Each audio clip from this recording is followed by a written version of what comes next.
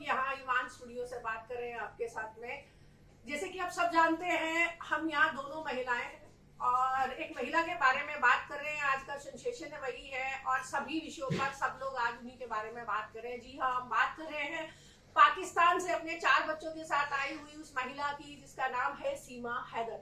और सीमा और सचिन की स्टोरी ने अब तक पिछले दिनों में न जाने कितने रंग, कितने रूप, कितने ही जो सनसनी क्रिएट किए हैं। तो सुचेता मैम, आपका क्या कहना है इस बारे में, सीमा के बारे में?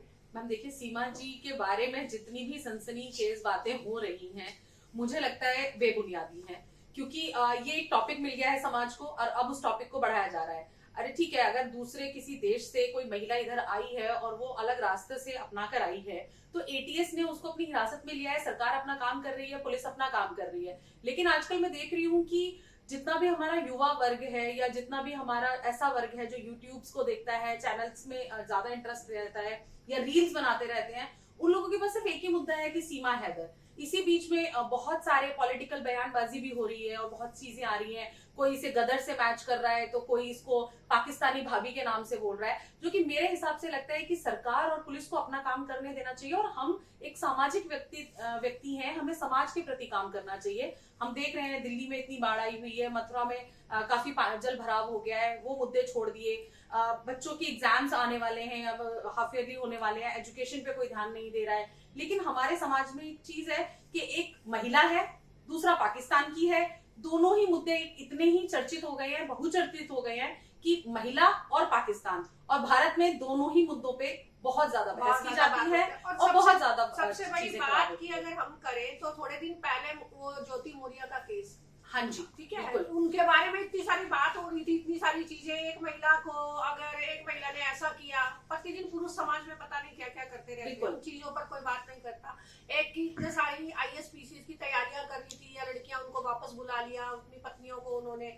सेम ऐसे ही अभी अगर सीमा यहाँ है तो हमारे देश की कानून व्यवस्था इतनी स्ट्रॉन्ग तो होगी, इतनी इंटेलिजेंस हमारे देश की इतनी अच्छी होगी कि वो उसकी जड़ों तक जाकर इस बात को निकाल सकती है। अपने खुद रॉ के एजेंट्स हमारे ऐसे हैं, आप लोगों ने राजी देखी होगी, जब वो वहां जाकर ये सब चीजें कर रहे हैं, हम इस बात से इनकार नहीं करते कि ऐसा नहीं हो सकता कि वो किसी गलत चीज से जुड़ी ना हो या कुछ अपने किसी अलग मकसद है, लेकिन उसका काम किसका है? इंटेलिजेंस का। बिल्कुल मैम, एक सिंपल सी बात है, हमारे घर में कोई अचानक से हमारी बिना इजाजत के घुस के आ रहा है तो हमारा काम है उसके पीछे की उसकी जो मानसिकता है या उसका कोई उद्देश्य है उसको जानना। लेकिन वो घर के कुछ सदस्यों का काम होता है, ऐसा नहीं होता कि घर के सारे सदस्य उसी का काम में लग जाए। अभी हो क्या रहा है कि जो काम सरकार का या एटीएस का या पुलिस का या रॉ का है या इंटेलिजेंस का है, मोबाइल फोन पर बैठकर कर रहे हैं। अब ये लोग उस चीज को मुद्दा बना के उसको क्रिएट करके और सिर्फ समाज में अराजकता आ रही है। कुछ फेक न्यूज है, कुछ अच्छी न्यूज है, लेकिन हम उसको जस्टिफाई नहीं कर पा रहे हैं। बात कुछ भी हो, वो जासूस भी है या कुछ भी है, कोई सुरक्षा व्यवस्था कारणों की कोई अगर हम कहीं बात करें तो ये सब चीजें जो है ये सरकार के नोटिस में अभी आ चुकी है। योगी जी ने एटीएस को उनके उसमें लगा दिया। लेकिन आप उस महिला की बात को, उस महिला के भाव को, उस महिला के हाव भाव को एंजॉय कर रहे हैं, ये एक बहुत बुरी बात है। और ये महिला होने के नाते मैं भी इस बात से बिल्कुल सहमत नहीं हूँ कि आप उसके रोने में अपना आनंद ढूंढ रहे हैं या आप उसकी खुशी में उसके साथ में आप उसके लिए मीम्स बना रहे हैं। तो महिलाएं कहीं भी हो, किसी भी क्षेत्र में हो, कहीं भी हो, डिग्निटी रखकर उसके साथ भी पूछताछ और चीजें होनी चाहिए। और मैं सिर्फ इतना ही कहना चाहूंगी मैम कि भारत के पास जो सच में संवेदनशील मुद्दे हैं, यहाँ की जनता को मोबाइल ने अपने काबू में कर रखा है, यहाँ के यूथ को। वरना जितना यूथ हमारे पास है, शायद इसरो से लेकर नासा से लेकर कहीं भी सब भारत के इंटेलिजेंट यूथ है हमारे पास, लेकिन उनकी सारी इंटेलिजेंसी आजकल यूट्यूब चैनल्स और रील्स में जा रही है।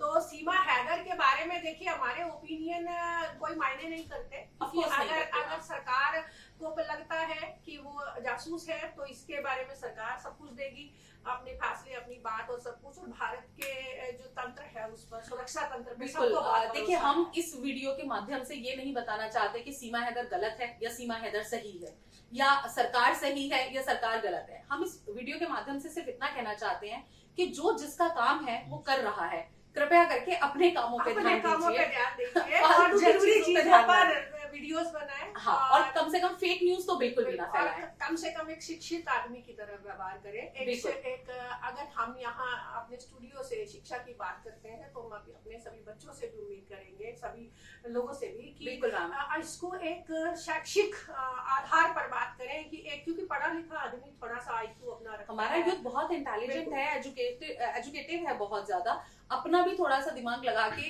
हम अपने समाज को अच्छा कर सकते हैं। तो आप अच्छाई के लिए उस चीज का यूज कीजिए। आप यूट्यूब यूज करते हैं, आप रील्स बनाते हैं, आप अच्छाई के लिए कीजिए, और ना कि ये सीमा चीजें फैलाने के लिए। हैदर की सनसनी के पोर्शन में ही रहने दीजिए, और सच्चाई आज नहीं तो कल सबके सामने आ ही जाएगी।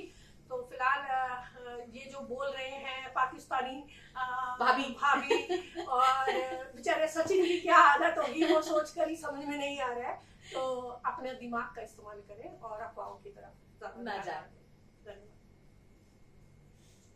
हो गया टॉपिक।